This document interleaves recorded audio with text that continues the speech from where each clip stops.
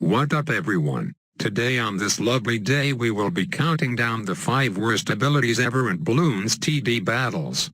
There's almost no point in using any of these 5 abilities in your games because of a combination of it being either too expensive, being mediocre at what it does, and of course just being plain useless.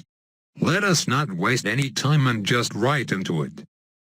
At number 5 we have the Ice Tower's ability, Absolute Zero. There's a reason why it's the cheapest costing ability out of all the towers, because it's made in China. And with things made in China comes garbage quality, which is exactly what the Ice Tower gives you. I mean, all it does is set every bloon on screen in frozen status, rendering all the popular towers people use like the Glaive Ricochet, Aircraft Carrier, and Support Chinook useless because they can't even pop the balloons, so what's the point in freezing them?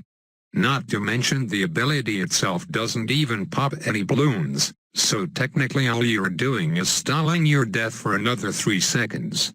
No amount of absolute zeros can take this Moab, yet alone this red balloon, down. At number 4, we got the Blade Maelstrom from the TAC shooter. Just like the Ice Tower, it is yet another relatively cheap ability and as such does not really do a whole lot to help you. All it does is cover the area in a storm of blades which can pop an infinite amount of balloons, according to its description. So for an ability whose purpose is to pop a shit ton of balloons, it really is a letdown when it can't even pop a single rainbow balloon, let alone a pink balloon by itself. Let's hope it at least does something to Moab-class balloons, which we will test this by placing 7 Blade Maelstroms in the most optimal spot, which is under the trees in the shade, because shade helps prevent non-monkey towers from overheating as fast. And nope, not even close. Even with 2 ability activations per TAC shooter, that Moab is still intact. Let's not forget to mention it won't do shit to camo balloons, or even weekly grow balloons for that matter.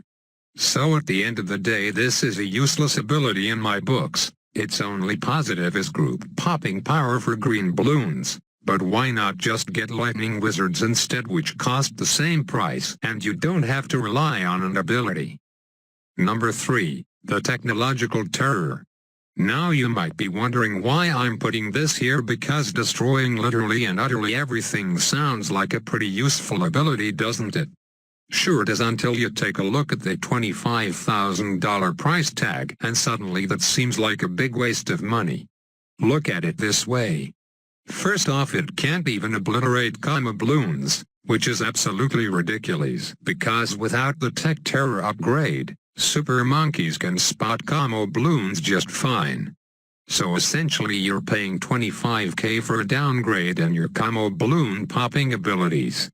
Secondly, obliterating and destroying everything is actually a complete lie, because that everything doesn't include combos like I said earlier, as well as ZOMGs, cause if you're not one-shotting it, what's the point in sinking all that money in it?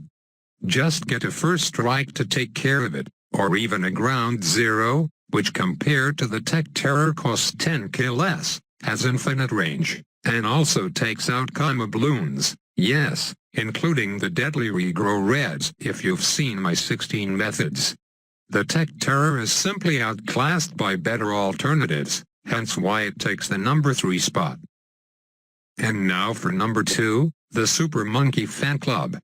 For a pricey $8,000 you can turn your insanely popular and overpowered triple dart monkeys into one of those useless 0-0 super monkeys.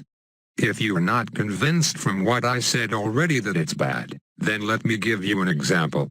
Here we have 3 triple dart monkeys, which cost around $3,000, and they can handle 1 ceramic balloon with relative ease. Now take this Super Monkey Fan Club, which costs $9,000 total. With 3 times the price, it should destroy that single ceramic balloon even faster, right? Nope. In fact, it can't even destroy the thing completely at all. The decreased range on the Super Monkey Fan Club proved costly, as it wasn't able to hit crucial parts of the track. Let's rub more salt on the wound on this poor little green guy. Can't pop combos, can't pop LEDs, sure as hell can't pop the ISAB balloon. I hope I convinced you that only idiots should use this ability now. For number 1 though, we got something only people dumber than idiots would use, and that is the Sabotage Supply lines. For a cost of about 1.5 times as much as the Ice Tower ability, you can get access to an ability that does absolutely nothing. That's right, nothing. Can't pop balloons, can't buff your towers, can't even stall the damn balloons to survive an extra 3 seconds. It literally does nothing. See how I'm spamming the ever-living shit out of this ability and nothing is happening on the screen. What a colossal waste of money. If you're going to spend money on this joke of an ability, then you might as well spend it on spike factories that don't even touch the track, cause either way you get the same usefulness out of it. That's a wrap, boys, on the 5 worst abilities in Bloons TD Battles. Hope you appreciate the effort and balls I put into making this, because it's something no other Bloons YouTuber would ever do, cause they'd rather stay silent and keep crucial game knowledge to theirself rather than share it and help out people who are having trouble with the game. But I'm not like that, man. I want everyone watching this to be as great at the game as possible, and I will work towards that by letting you know the 5 abilities that everyone uses but really shouldn't because they're absolute trash. With that said, please like the video if you learned a bunch from this video. It really means a lot to me in my bank account. Have a sarcastic day.